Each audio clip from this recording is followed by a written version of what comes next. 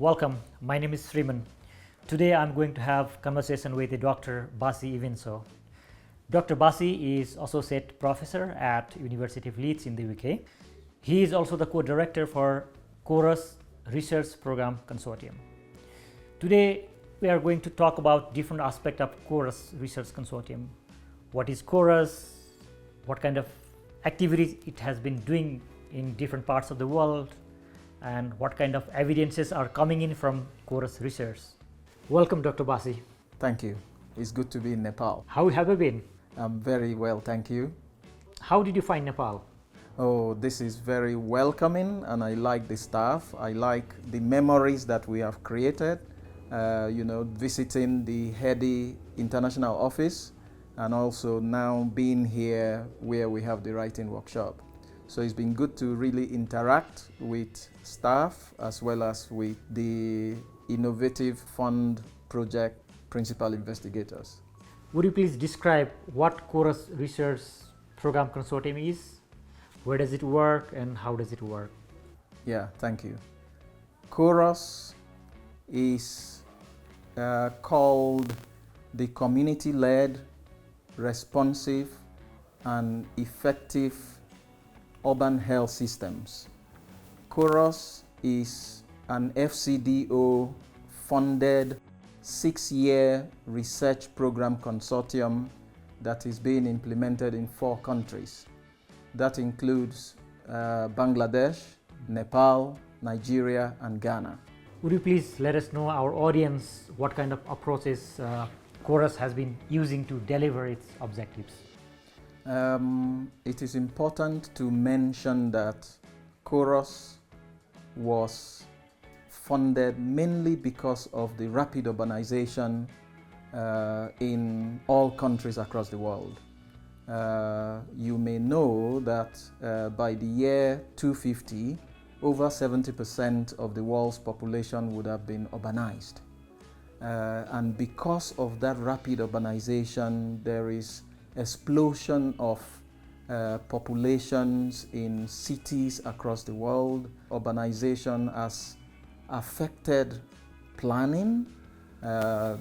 Countries and cities are unable to immediately provide housing. Well, apart from the housing challenge, there is also environmental issues and health problems that has therefore led to this particular research program consortium. So our approach is to try to link or create linkages between the informal providers with government health facilities as well as even NGOs. So that's one of the approaches that we use. The other one is working cross-sectorally, creating collaborations with different sectors in order to respond to those challenges that have been created by urbanization.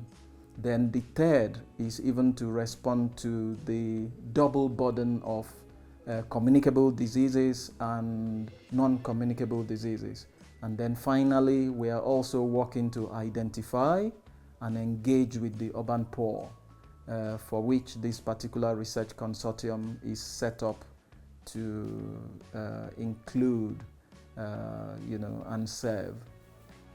Since 2020, we have been implementing various projects in different countries. Can you draw some of the evidences which are coming in from different partners? Over the past 4.5 years, yes, we have had some emerging fantastic findings.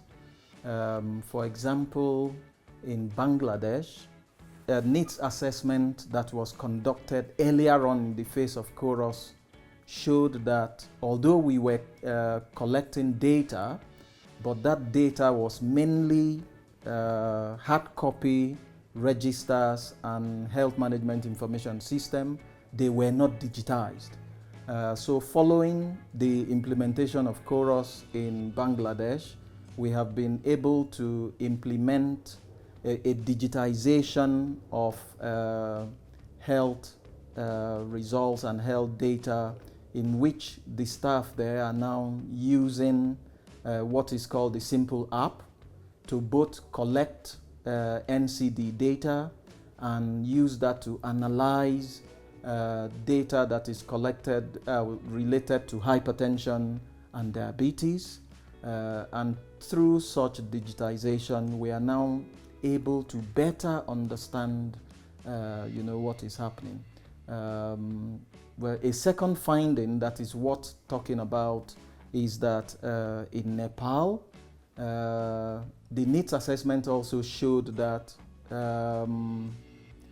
the first contact for urban slum dwellers with the health system was mainly private pharmacies. People were not going directly to government health institutions. They first contacted and went to pharmacies. And once we saw that there was that, that created some problem, because it meant that we did not have the full picture of what was happening in terms of non-communicable diseases. So a key intervention was then to create linkages between private pharmacies in 3 of our countries now. So linkages between private pharmacies and formal public health institutions. And through such linkages, we have been able to train private pharmacists in recognizing the signs and symptoms of hypertension and diabetes.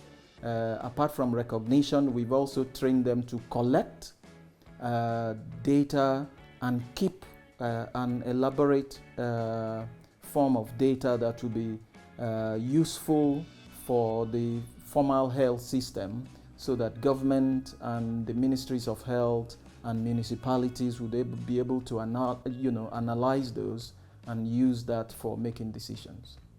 Thank you for providing example of different findings coming in from different countries. I'm a bit curious to know about the use of these findings in the local health system, since research uptake is one of very important component within our research.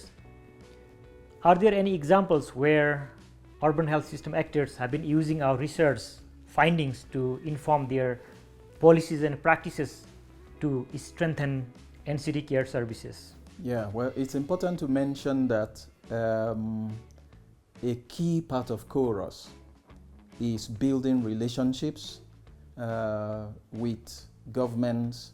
We have employed and posted research staff helping government officials and stakeholders to analyze data that is then transmitted to government from the CHORUS interventions.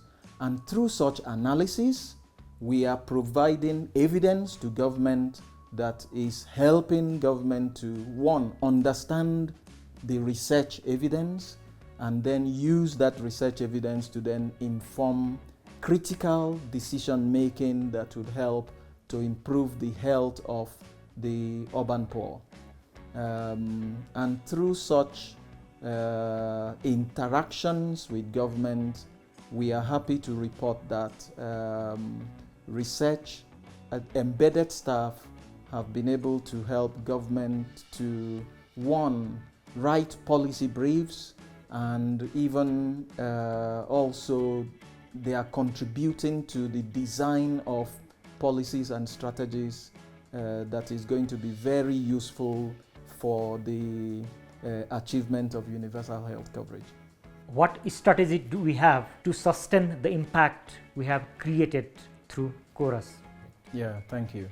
As I mentioned earlier, because of the relationships that we've built with government and other stakeholders and the trust that they have in us, it is also important to mention that our government partners, NGOs and stakeholders have been involved in every stage of the CHORUS research process.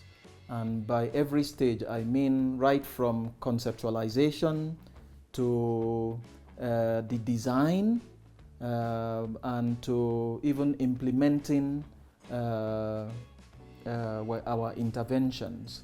And through such involvement in all of the research process of KOROS, government officials, policymakers, and other stakeholders now have ownership of the interventions and the results that are being produced by KOROS. And we are beginning to see that governments are interested in not just implementing the interventions, but they are already discussing with KOROS countries and KOROS researchers ways in which they would like to maintain what is already being implemented. And therefore we think that through such interaction and requests that have been made to KOROS researchers, we are cautiously optimistic that the early wins and outputs and early outcomes that we are beginning to see through KOROS intervention projects will be maintained and hopefully expanded upon, expanded from current districts and states and provinces to other parts of the country. Thank you, Dr. Bassey, for your time to talk to us today. It's a pleasure having this discussion, but also we are really excited about what is happening in Nepal and in other KOROS countries. So we thank you. Today we talked to Dr. Bassey EBENSO, Associate Professor at University of Leeds in the UK. He's also the co-director for KOROS Research Consortium. Thank you for watching us.